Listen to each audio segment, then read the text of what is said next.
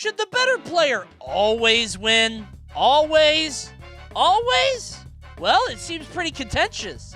Uh-oh, seems like a controversial topic. Let's find out together, shall we? By the way, the answer is no, because that better player probably put in too much time and ignored his life responsibilities, and I think the ground should be leveled so that everybody can have a good time and a better life. In theory, we all like competitive integrity, but in reality, should the better player always win? I don't know. No, all right. I know that sounds bad. As people, we like to know that our efforts are going maybe to be not. rewarded. If we can be certain that the more effort we put in, the more success we'll get out of an activity, the more motivated we will be to improve and chase after victory. So that raises the question, are there reasons for developers to break this rule Okay. This is my favorite bonus star. and allow weaker players to win? Have they ever had anything like this in any Mario Party game? I guess they have a broke-ass star, right? And I guess that would be like losing the most mini-games. Why did they always do that? They'd be like, I wonder, Koopa, who do you think is going to win? And Koopa would always go, the shitty guy. The worst guy who's losing everything. I think he's got it. Well, the principle of loss aversion states that losing can feel twice as bad as winning feels good. That's true. This presents an interesting challenge for developers of competitive multiplayer games. Yeah, that's If accurate. we know that players are going to be demoralized and demotivated by a 50-50 win-loss ratio, but that they also wouldn't appreciate insincere ego-boosting freebies that inflate the statistics of worse players up Well, with their stronger competitors. no, I think they do. I think that they do like that a little bit. Maybe not like this, but you know how in Tekken when you rank up and the bar goes, that's kind of like that. Competitors, how can we retain player engagement and statistical fairness in the multiplayer landscape? If you really stop to think about it, a lot of online discourse surrounding the multiplayer genre has its roots stemmed into this issue. Long has the discussion on skill-based matchmaking permeated the breadths of angry Twitter posts. Well, And on the other side, you often see large discontent stem from games featuring comeback mechanics that make it easier for a player or team at a disadvantage to claw their way back onto equal footing. you know what's funny? I'm so used to like comeback mechanics now because like there was a time where they got big. I think it was like right after Street Fighter 4 up until like recently, right? Rivals not having a comeback mechanic. I saw a tweet about that and I was like, huh, that's weird. These games, it becomes clear that almost no competitive experience is actually truly 100% fair. People complaining about skill-based matchmaking are 100% ass to the game and don't want to actually play and improve. As somebody that hates skill-based matchmaking in some games, I kind of disagree. I've said this before. Do understand the idea of like, dude, I don't want to try. I don't want to think hard. I just want to log on and do dumb bullshit. I don't want to be on all the time. Skill-based matchmaking is to avoid stomps, which are never fun. Who the fuck do you never fun? Bro, I love stomping people out. What are you talking about? That feel I love a little 100% snack. fair from experiences that feel like they heavily Not every reward game. the lesser skilled players. To find that You out, never got a let's look at nuke some in COD? instances where That's game what I'm balance saying. leans in either direction and determine whether these gameplay experiences strike a solid balance of player engagement and statistical fairness. Oh A no! lot of shooter games have settled with their Asymmetric decision to games. leave skill-based His ass better not talking about Dead by Daylight. Oh no! matchmaking in at all levels of play. Asymmetry? Rarely will you ever see a competitive game with the ranked game mode lacking matchmaking, but a lot of games secretly matchmake you off invisible casual ranks as well. This may seem a little strange, as these modes are advertised to the player with the allure of not being ranked. However, in reality, what they're doing is simply not telling you you're ranked. Yeah. It's still there, just hidden from the player. That's what I wish was off. I wish casual mode was off MMR, so there wasn't rank on it. This perceived lack of stakes lowers tension and loosens the tie between improvement and perceived skill, as no matter how good you get at Man, this guy's editing is nice. casual play, you're not going to get flashy rank-up animations you can show off to your friends. This gives developers an opportunity to break game symmetry in order to allow for weaker players to have a more enjoyable experience. Game symmetry is pretty simply explained by the name alone, being an experience where all players compete under the exact same underlying set of rules. The most obvious example of a symmetrical game would be chess. Everyone has the same pieces, plays on the same board, and moves in the same ways. Except in a single match of chess, this actually isn't true. Whoever plays white always moves first, which is a tactile advantage over the other Vacuous. player. That's why at the highest level of competition, Grand Finals, chess matches are played as a set of Holy shit! Nepomniachtchi. Nepomniachtchi. multiple games. That way, both players get a chance to play white and black. Oh, Furthermore, in many didn't know they did that. first-to-one chess they tournaments, just call him Nepo? Smart. color pairing algorithm is employed to ensure all players receive a close to 50% ratio of white and black games throughout the whole tournament. Amount of games on Not attack bad. and defense in order to decide the match. In contrast, Overwatch and TF2's casual matches are first to one, meaning one team is randomly assigned to attack and one to defense. That sucks. This adds an aspect of luck that is mostly unnoticeable unless you're really paying attention to it, but does subtly skew match results potentially Yeah. in the favor of a weaker player. Do you guys remember, I don't know how it is now, but in early Overwatch, there was a coin flip in overtime, and it would just be like, all right, well, good luck. Many competitive game modes, when stretched to their limit, do break symmetry to tiebreak, with one team Oh, ending up playing no. a bonus round on There it is. That fuck-ass coin flip. Valorant stands out as an example that vehemently refuses to give either team an advantage, forcing teams to tiebreak by winning a round on attack, followed immediately by a round on defense. And it would take a long time. I've seen people, I watched a Slime stream, and I think he was in this for like 45 minutes.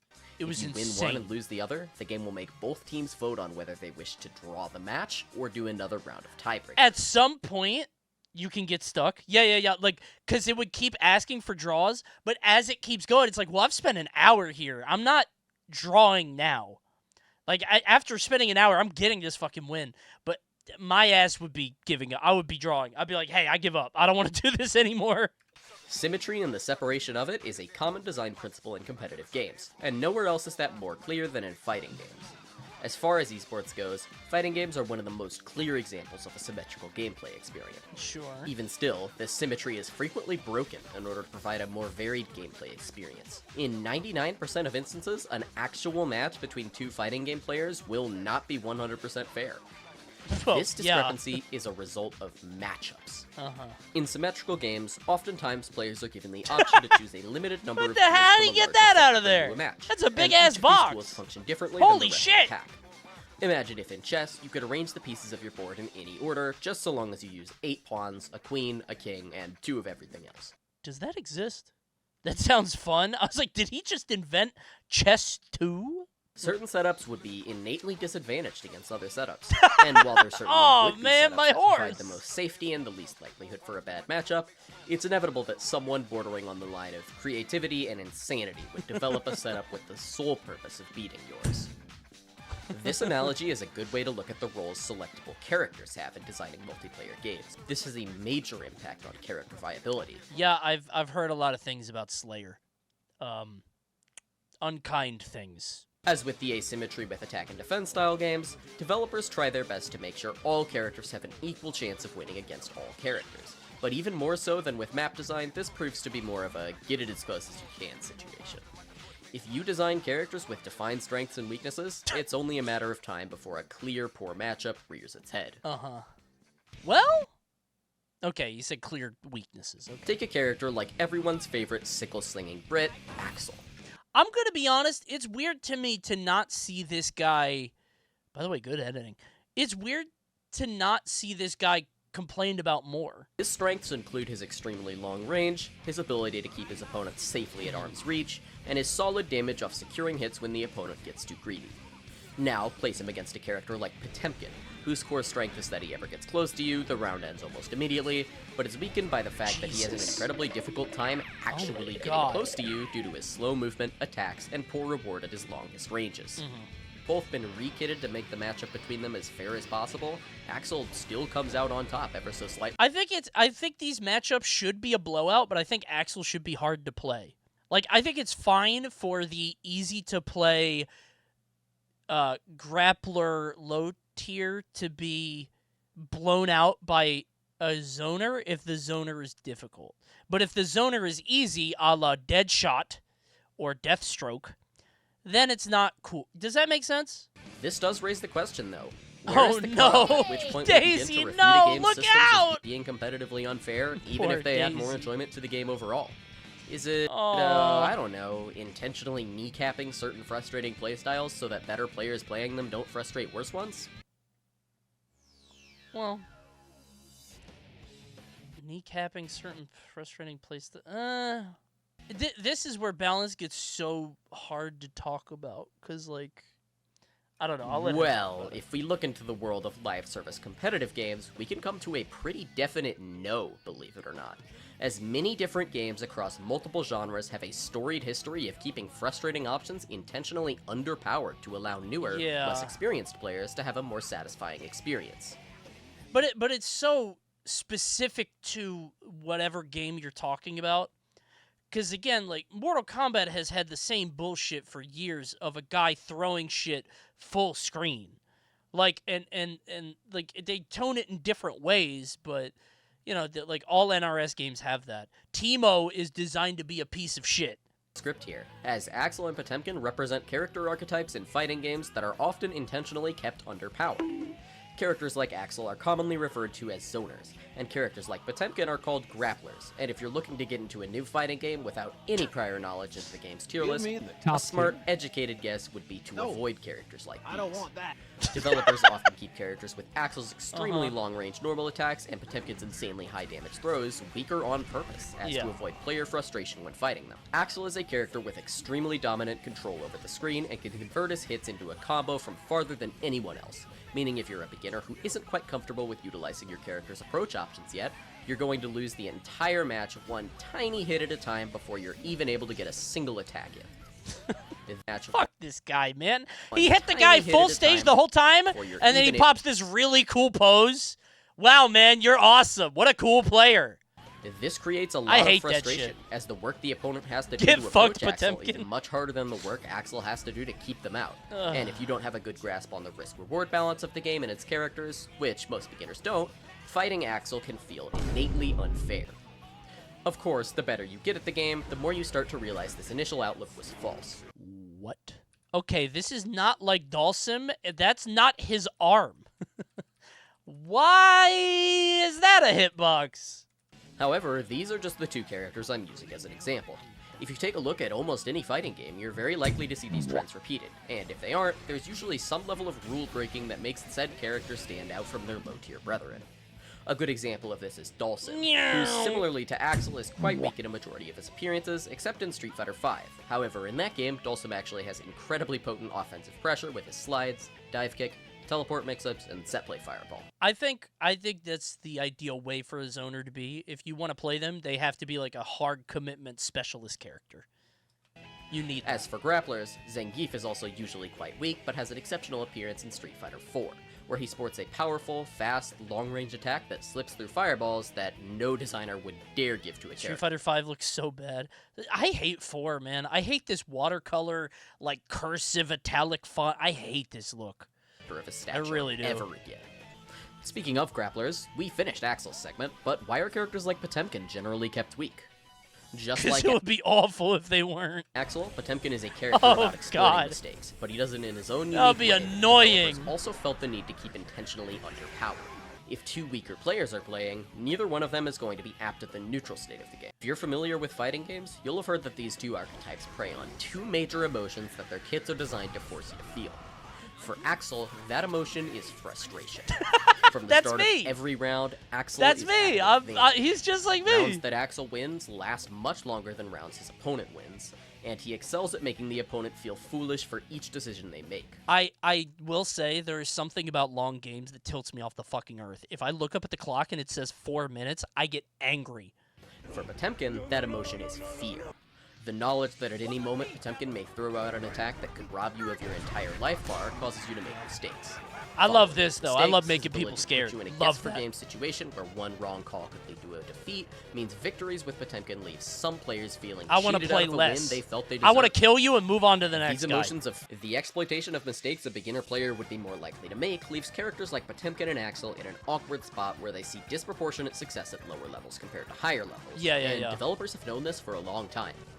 This creates a discrepancy in the player base's perception of strength. And then they just fall the fuck off at a certain rank. You frequently see beginner players complaining about the overpoweredness of characters like Axel, citing the inability to fight back at all when up against a zoner more knowledgeable in the game than them. But it's so hard because sometimes the players are right. Hey, Wonder Woman shouldn't have shields all the time. Well, Why don't you try a move that breaks shields? Okay, which ones? Some characters don't have any. Take the dash attack perk that breaks shields. All right.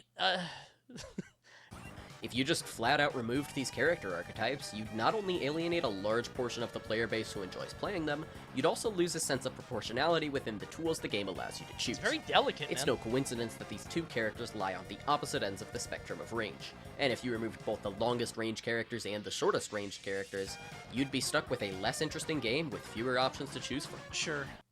I'm asking this genuinely, and I don't know if it's my grappler brain speaking. I think players will quit if they get, like, death-stroked or if they get shot full screen with zoning. I don't think players necessarily quit if they get grappled to death. Except this isn't even the only genre to do this, and it's actually eerie how close our next dilemma comes to this fighting game-related example. Here, let me show you how close. Take this guy, now put him in 3D, give him guns, and there you go. You probably see where I'm going with this.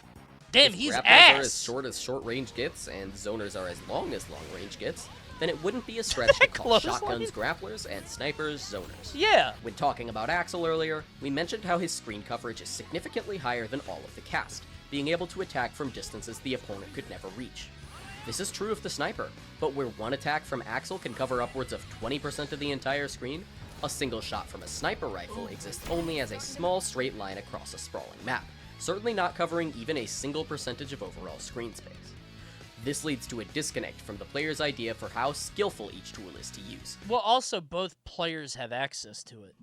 If I fight an Axel and I'm locked in, it's like, oh, well, I'm stuck here now. I have to fight that guy with that character. And yeah, I could learn him, but, like, that won't help me now. Sniper rifles, especially in Valorant, is like, damn, that guy fucked me up with a rifle. I could buy the next one, you know? Sniper rifle is significantly vulnerable after a single miss.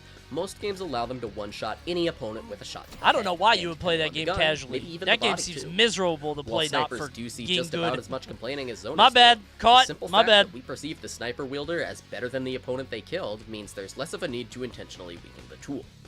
In my stark fault. contrast, many see people who play zoners as cowards who are worse at the actual Yes! game Yes! than the people they're zoning. Yes, it's true, and I feel that way about support players in League. I think they're dog shit. However, we haven't looked at any examples where it's clear, even from a passing glance, that the game wants the worst player to win. And while that sounds like a far-fetched idea, Well- and game designers designing a game with the express purpose to make sure the worst player beats the better player is certainly hyperbole in its boldest form, there are examples of mechanics in games designed to give an edge exclusively to weaker players Mario that better Party, players are excluded mostly from. Nintendo If stuff, I had right? you play a game of Hangman right now and put up these two blank words consisting of 8 letters each, I bet a large amount of you could guess what words I just put up. Comeback mechanic. Oh. Right. I guess X Factor Marvel 3, right? And if you're a competitive gamer, you probably already attach a pretty negative stigma to it. Not always. Depends. If we're talking Smash 4 Rage, yeah, but... Chess has no comeback mechanics. If you're losing in chess, you have to claw your way back to victory the hard way, or resign early and learn from your defeat. Now, imagine if when you were the first player to be placed in check, you could bring any one of your pieces back from the dead. That would be a comeback mechanic. Yo! X Factor! The Queen is back! Our competitive mindset, as people who want to be rewarded for skill, should tell us that such a thing shouldn't even be given a passing thought, never implemented into any serious competitive game. I guess he's going to talk about it, but to me, comeback mechanics feel like a relic of a past generation. Like, they still exist to some extent, but sometimes they're, like, on characters specifically, or they're, like, toned down a lot. I feel like they're not as common now, but maybe I'm making that up. However, they Like, I think keep of showing X up. Factor, you know, or Why? Rage, or things Well, like that. as mentioned before, there's loss aversion. Rivals 2 has none. While the no. most objective end to an experience is the end of a round or game, losing smaller scale interactions more frequently doesn't feel good either. While you are rewarded meter for losing in fighting games, you're awarded even more of it for winning interactions. So it's more there to level out the playing field as opposed to directly hoist the weaker player out of a disadvantage.